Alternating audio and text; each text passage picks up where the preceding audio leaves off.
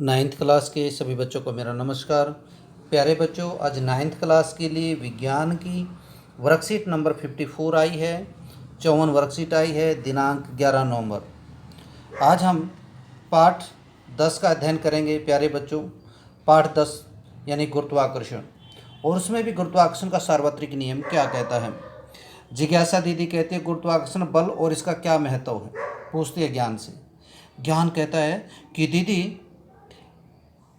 एक बार क्या हुआ कि न्यूटन, ये देखिए आइजैक न्यूटन एक वैज्ञानिक था, महान वैज्ञानिक, जो सेब के पेड़ के नीचे बैठे थे।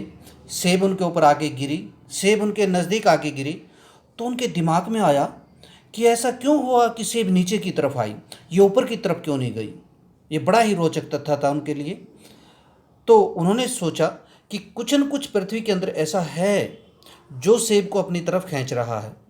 तो इस आधार पे उन्होंने निष्कर्ष निकाला, यह अनुमान लगाया कि सर आइजैक न्यूटन जो महान वैज्ञानिक हुए हैं, उन्होंने अनुमान लगा कि पृथ्वी हर वस्तु को अपनी तरफ एक बल से आकर्षित करती है, हर वस्तु को एक ही बल से आकर्षित करती है। चंद्रमा जो हमारी पृथ्वी के चारों ओर लगातार घूमता रहता है, पृथ्वी द्वारा इस प्रकार के अभिकेंद्रण बल द्वारा अनुभव करता है, इस अभिकेंद्रण बल का अनुभव करता है। यानी चंद्रमा और पृथ्वी के बीच में जो बल लग रहा है, यानी जो उसे केंद्र की ओर खींचने वाला बल है, पृथ्वी केंद्र की ओर खींचने वाला बल है, वो भी पृथ्वी और चंद्रमा के बीच जो बल लगता है, तो इसको भी गुरुत्वाकर्षण बल कहते हैं। तो प्यारे बच्चों, आगे बढ़ते हुए इसके, और ये दोनों टकराते नहीं है, दोनों इस प्रकार का बैलेंस बल लगता है। इसी प्रकार सभी ग्रह सूर्य के चारों ओर परिक्रमा लगाते हैं। इसी बल के कारण सब तथ्यों के आधार पर न्यूटन ने निष्कर्ष निकाला कि विश्व में हर वस्तु, हर पिंड एक दूसरे को एक ही बल द्वारा आकर्षित करता है, जिसे गुरुत्वाकर्षण बल कहते हैं। मैं साधारण अर्थों में आपको बता दूं बच्चों कि गुरुत्वाकर्षण बल क्या होता है कि संसार की प्रत्येक वस्तु एक दूसरे को आकर्षित करती है। जिस बल से वो आकर्षित करती है उसे गुरुत्वाकर्षण बल कहते हैं।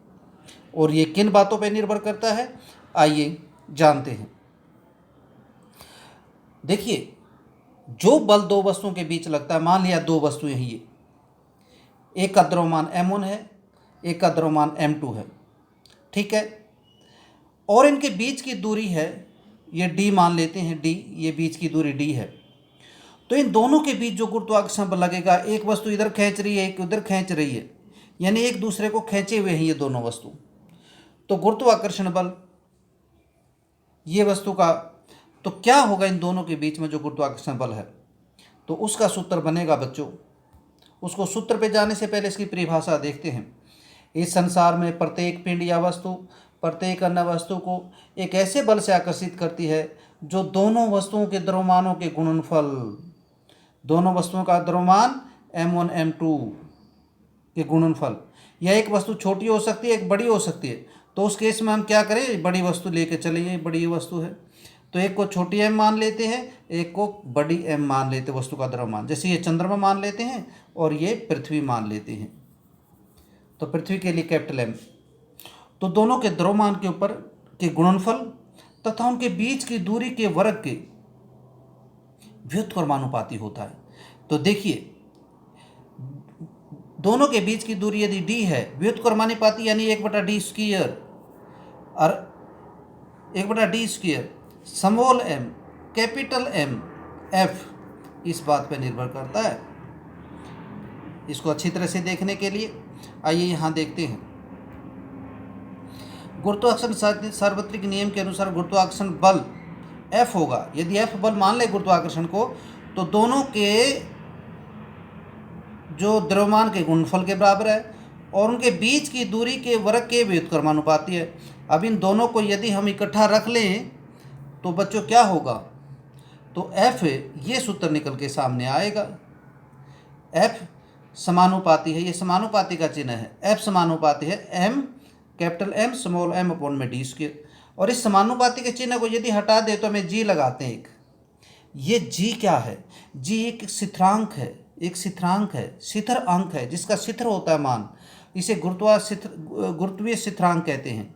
क्या कहते हैं बच्चों, इसे गुरुत्वीय स्थिरांक। और इसका मान होता है 6.673 क्रॉस 10⁻⁻11 न्यूटन मीटर स्क्वायर पर केजी स्क्वायर। ये मान होता है इसका। ये कई बार क्वेश्चन आता है एग्जाम में कि गुरुत्वीय स्थिरांक क्या होता है और इसका मान लिखिए।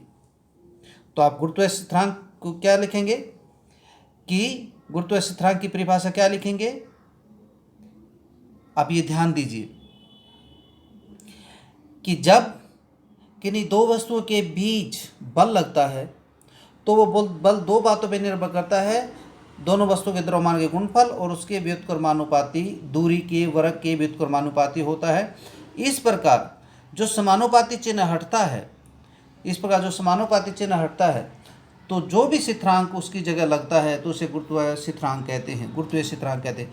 छोटी परिभाषा क्या हो सकती है इसकी, गुरुत्वाकर्षण बल में प्रयुक्त होने वाले स्थिरांक को गुरुत्वीय स्थिरांक कहा जाता है और उसका मान ये है।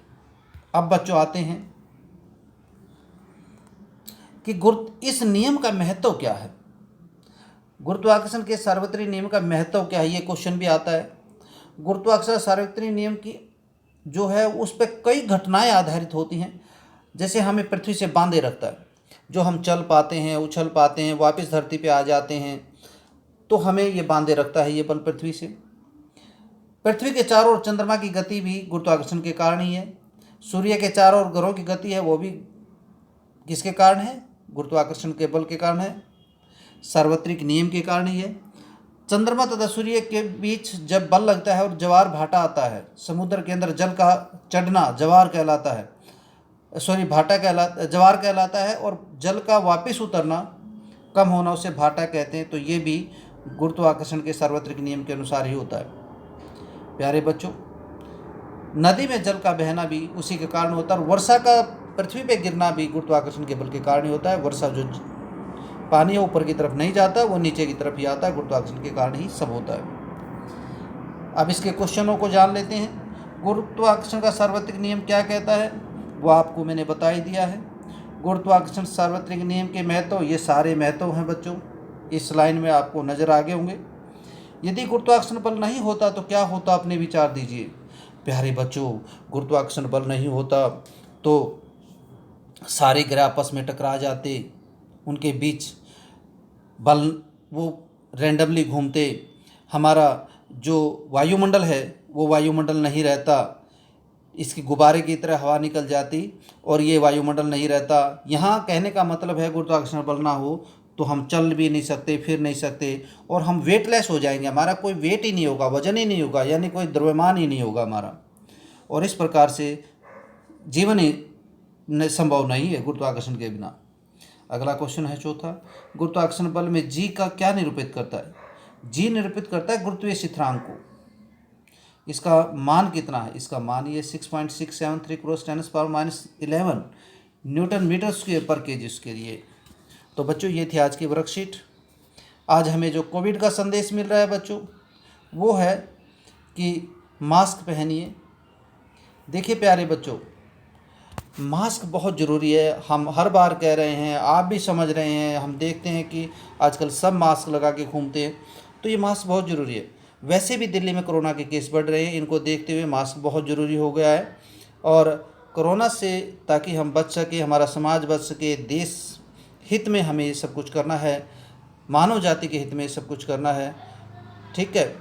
तो हर एंगल से हमें कोरोना को भगाना है, ये हमें संकल्प लेना है। और कौन करेगा, हम ही तो समाज के मार्गदर्शक हैं, बच्चे, टीचर। तो हम इग्नोर करेंगे तो ये हमारे लिए बहुत ही खतरनाक कंडीशन होगी, समाज के लिए खतरनाक कंडीशन होगी। नमस्कार बच्चों, ये थी आज की वर्कशीट।